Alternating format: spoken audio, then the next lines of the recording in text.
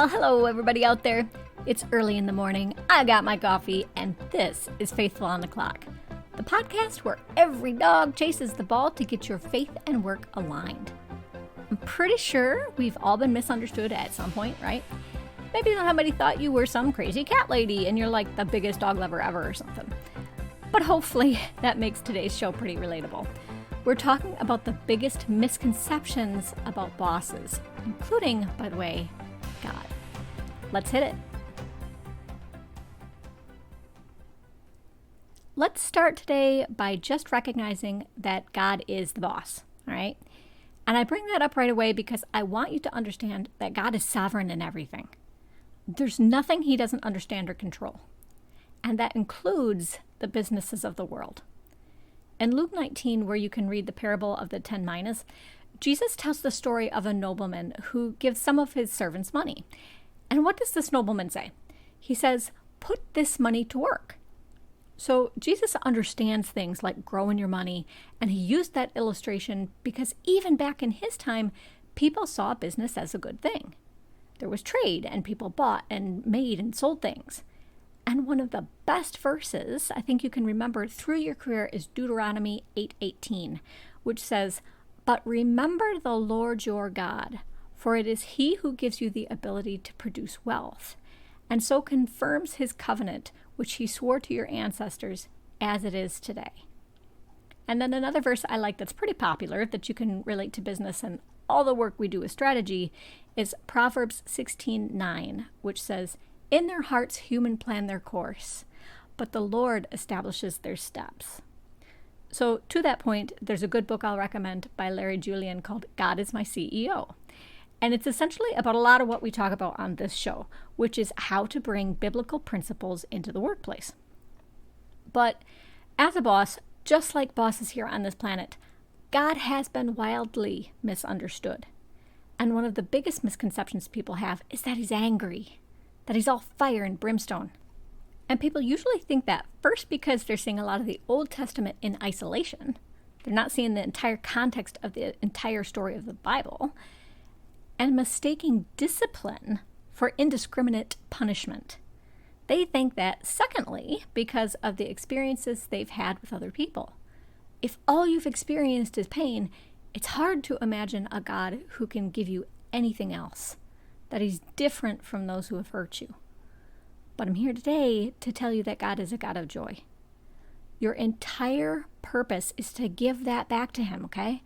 The whole reason he sent Jesus was to ensure that he could love on you for eternity, which to me is a pretty big deal. But the second misconception people have about God is that he just doesn't care. Because they see all this stuff that's in the world like war and famine and trauma and greed, and they don't understand how God can allow all of the pain we go through.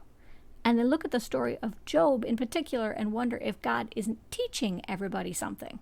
They say, maybe I suffer because God's testing me. And quite honestly, I hate that. Because the word test, if you look it up, it means you're checking to see if something is the quality it needs to be. And God doesn't need to do that. He already fully knows exactly what our quality is at any given time. So I really don't think God tests us. But he absolutely develops and refines us into what he intended us to be.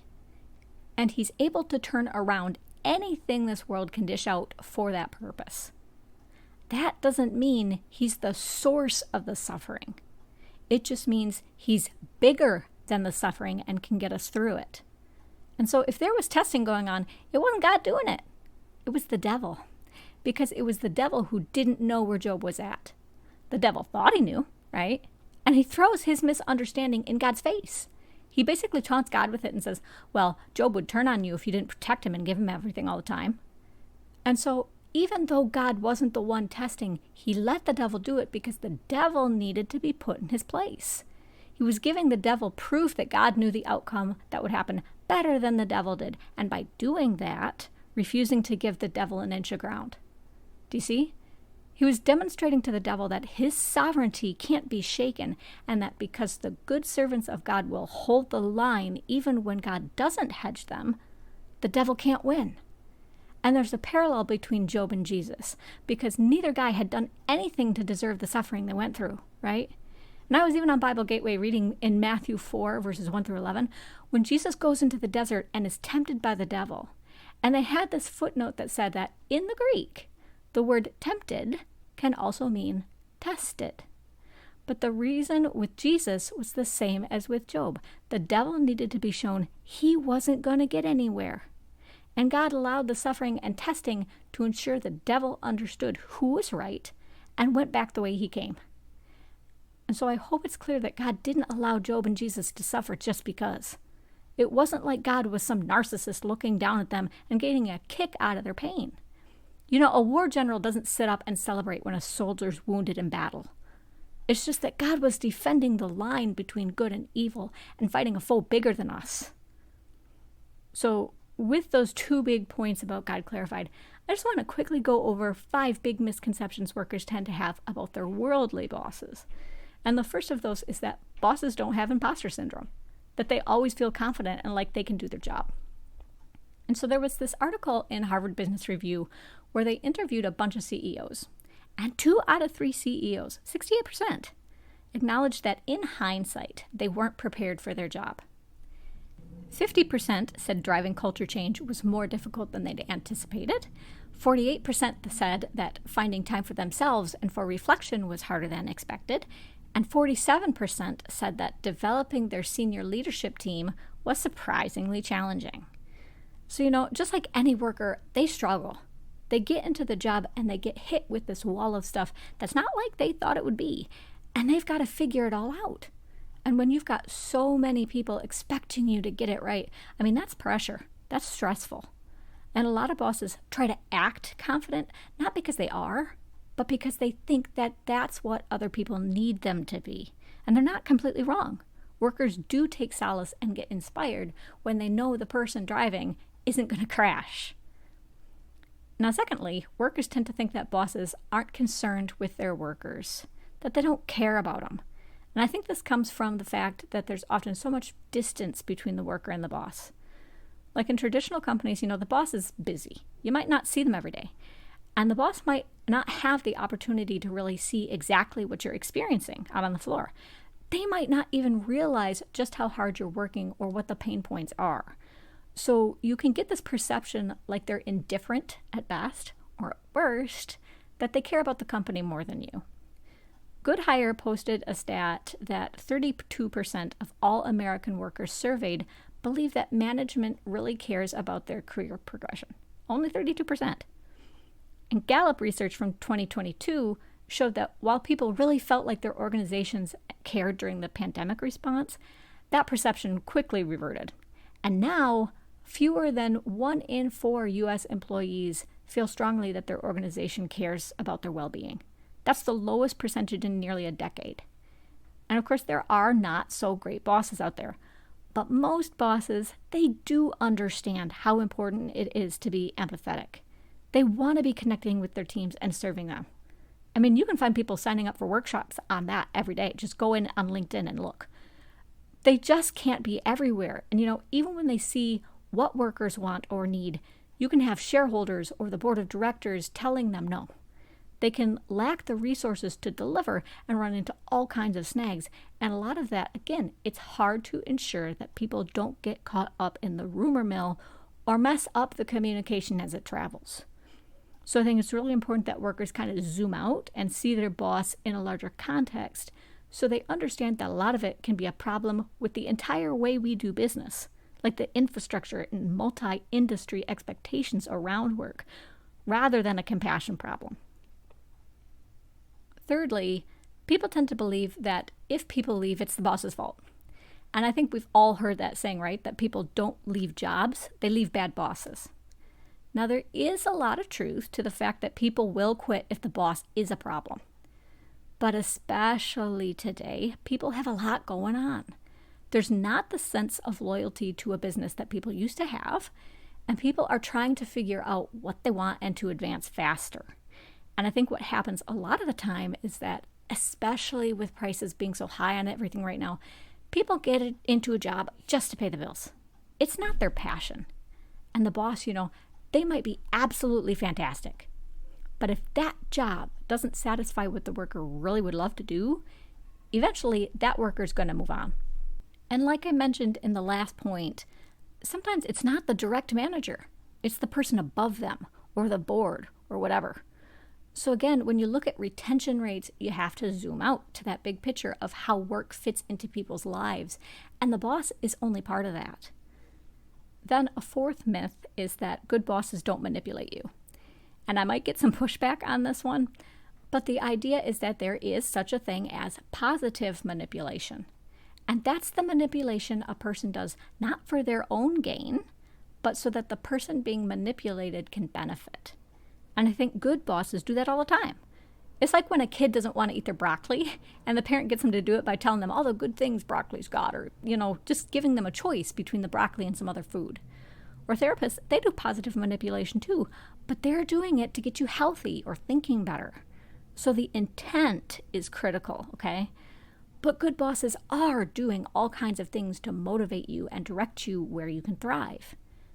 I think the issue is just that we don't like the idea that somebody can have control over us. It violates our sense of autonomy and independence. And we don't really trust that someone else could be making really good decisions for us. And that ties to this idea that nobody knows you like you know yourself, right?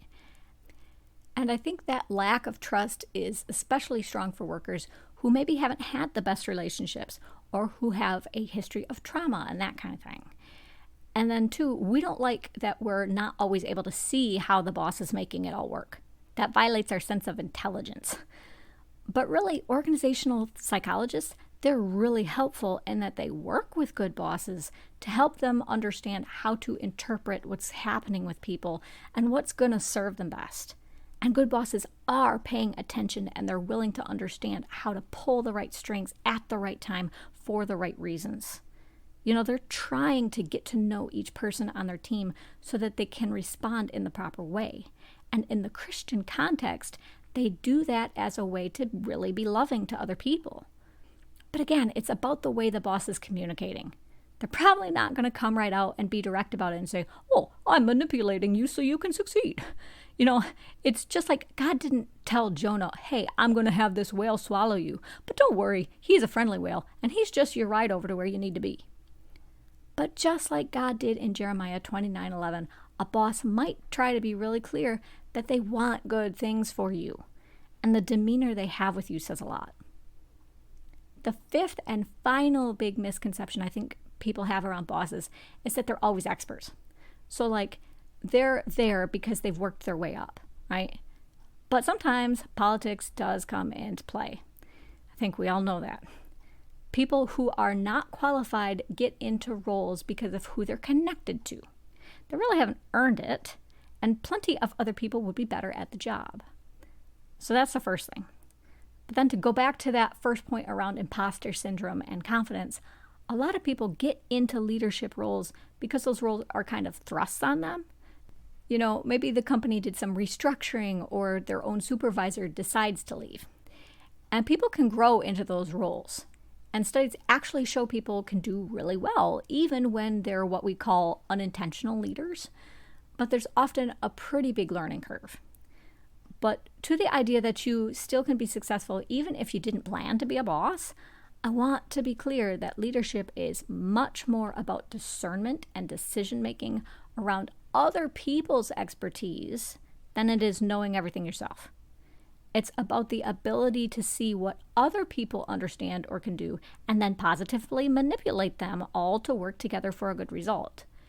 You just have to be able to see what's necessary in the grand scheme of things to execute. The experts you hire, they can handle the actual execution. That's why you hire them, right? So most companies, they've got their different departments. They've got IT or marketing or finance. The leader of the business, they might not have degrees or certifications in a lot of those areas. They might not be able to write the code or put together a marketing video or whatever.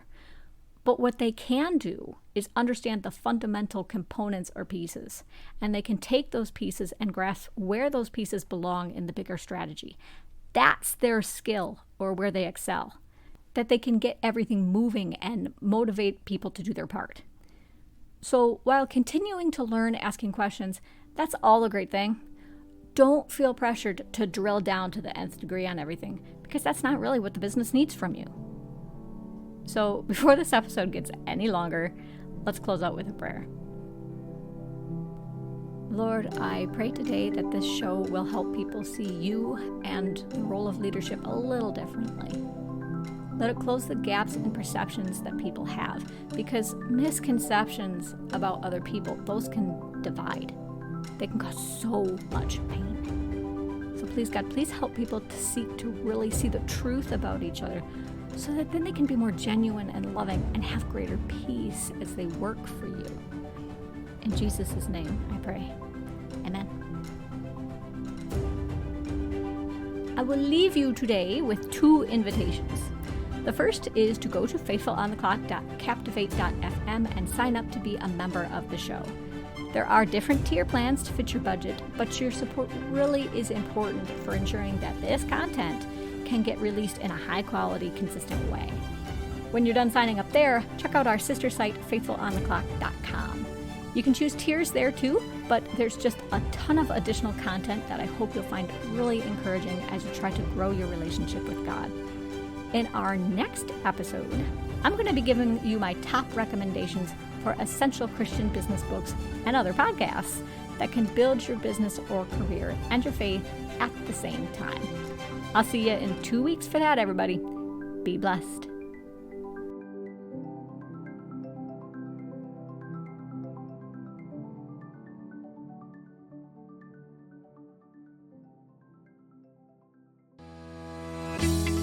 Like what you heard and want even more great Christian business content? Head on over to patreon.com/faithfulontheclock to become a supporting member for the show. You'll get access to options like early episode access, bonus episodes, videos, Bible studies, curated articles, and more in a tier plan that's right for you. Show your support for this podcast, and remember, enormous change can start with you.